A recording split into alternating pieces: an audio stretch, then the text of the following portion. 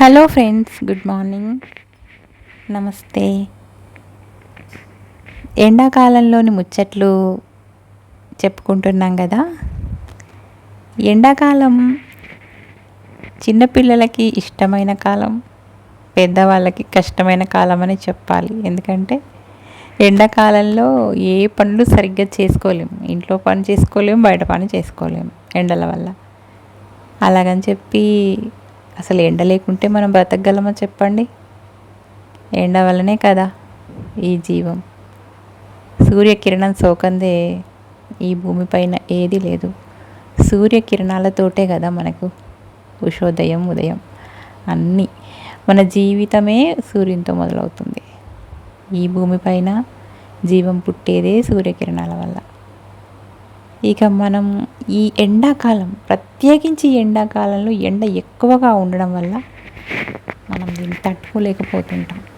మళ్ళీ ఈ కాలంతో పాటు మనం చేసిన తప్పిదాల వల్ల కూడా ఇప్పుడు మనకు ఇలాంటి కాలం వస్తుంది, ఎటుగాని కాలం.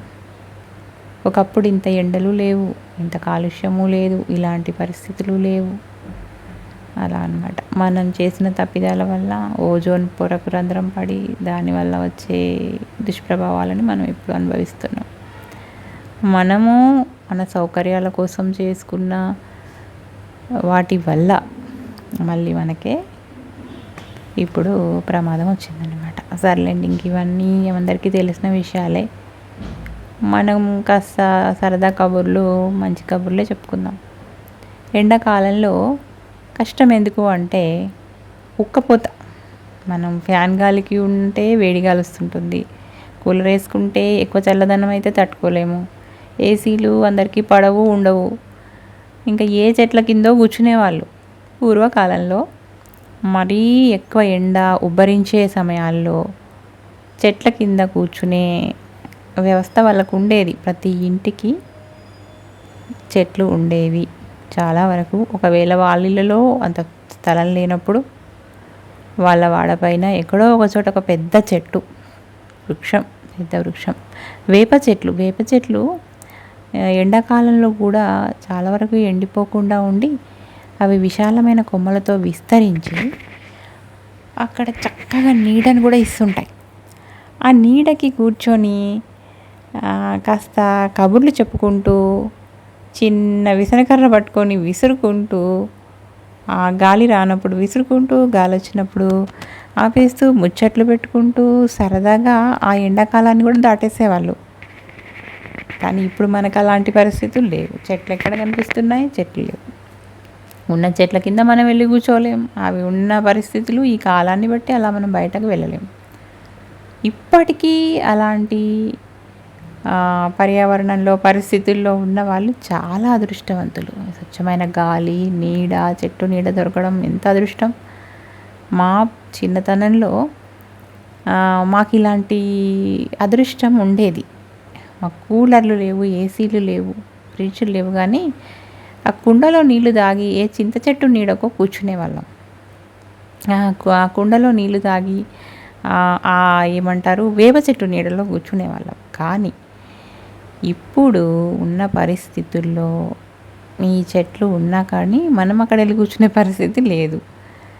ఎందుకు లేదు అంటే కారణాలు చాలా ఉంటాయి.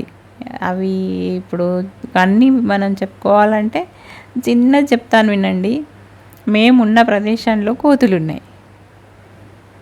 సాయంత్రం సమయంలో కూడా, వేసవిలో సాయంత్రం సమయంలో అలా వాకింగ్కి వెళ్దామని వెళ్తే కోతులు ఎక్కడి నుంచి దూకుతాయో అనేసి, అంటే మన మీద దూకుతాయా అంటే చెప్పలేం, దూకుతున్నాయి.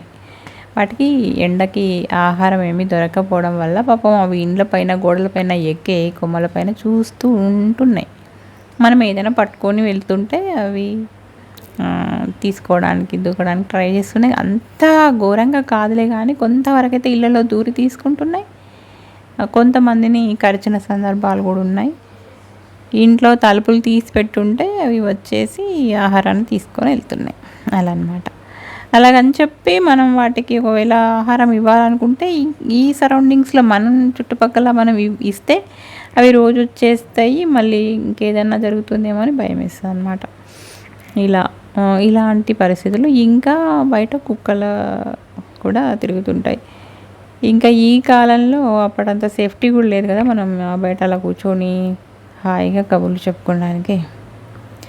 ఇంకా కొన్ని ప్రదేశాల్లో అలాంటి వాతావరణం ఉన్న చోట కూర్చోవచ్చు అనుకోండి.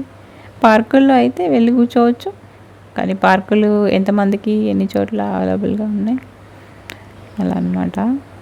మా చిన్నతనంలో విషయాలు చెప్తాను.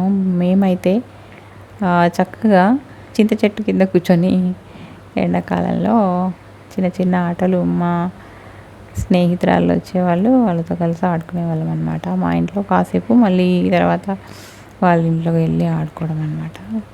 ఎక్కువగా ఈ ఎండాకాలంలో ఏం ఆటలు ఆడుకునే వాళ్ళం అంటే, చిన్నప్పుడు, చాలా చిన్నప్పుడు అయితే ఇంకా బయట పరుగులు, కబడ్డీలు, ఖోఖోలు, ఇలాంటివి, కుంటుడు, ఇలాంటివి ఆడడానికి లేదు. ఇవన్నీ ఆడరాదు కదా ఎండకి. అష్టాచెమ్మ, పుంజీతం ఇలాంటివి ఆడుకునేవాళ్ళం అనమాట. ఇంకా కొంచెం చింతగింజలాట అని ఉండేది. అవి కూడా చింతగింజలన్నీ పోసి వాటిని ఇలా ఎగరేస్తూ నాలుగు అందుకోవడం ఒక ఆట ఉండేది. తర్వాత వాడిని ఊదుతూ పక్క గింజ కదలకుండా తీస్తూ ఆ వచ్చిన గింజలు మనకి, ఆ తర్వాత మళ్ళీ కౌంట్ చేసుకొని మళ్ళీ అందరూ పోసి మళ్ళీ ఆడడం. ఇలా చివరికి ఒకరు ఓడిపోయేవాళ్ళు, ఒకరు గెలిచేవాళ్ళు. ఇది నీడ పట్టున ఆడుకునే ఆటలు కాబట్టి ఇంట్లో మన అమ్మ నాన్నలు కూడా పంపించేవాళ్ళు, ఆడుకొనిచ్చేవాళ్ళు. ఇక మనకు చిన్న చిన్న గురువుల్లో వంటలు ఆటలు ఆడుకోవడం అనేది అందరికీ తెలిసిందే. అవి ఉండేవి. అప్పుడు ఇంత చిన్న చిన్న గురుకులు దొరికేవి కాదు. ఇంట్లో ఉన్న వాటితో కుండలు, నీళ్ళ కోసం వాడే కుండలు పగిలితే ఆ ముక్కలతో గిన్నెలని వాటిని పెనాల్లాగా 3 రాళ్ళు పెట్టి, కర్ర పుల్లలు పెట్టి ఇంకా వాటితో ఆడుకునే వాళ్ళం అనమాట. అలా చిన్నప్పుడు. ఇంకా కొంచెం పెద్దగా అవుతున్న కొద్దీ క్యారమ్ బోర్డ్ అని, చెస్ ఇలాంటివి వచ్చాయి. ఎక్కువగా చెస్ ఆడుకోవడం బాగా మంచిగా అనిపించేది. ఎందుకంటే అది కొత్తగా నేర్చుకున్నట్టుండేది. ప్రతిసారి ఒక కొత్త ఎత్తు వేయడము, దాన్ని ఎదుర్కోవడం అలవాటు అయ్యేది. చెట్టు కింద కూర్చుంటే సరదాగా కూడా ఉండేదన్నమాట ఆడుకోవడానికి.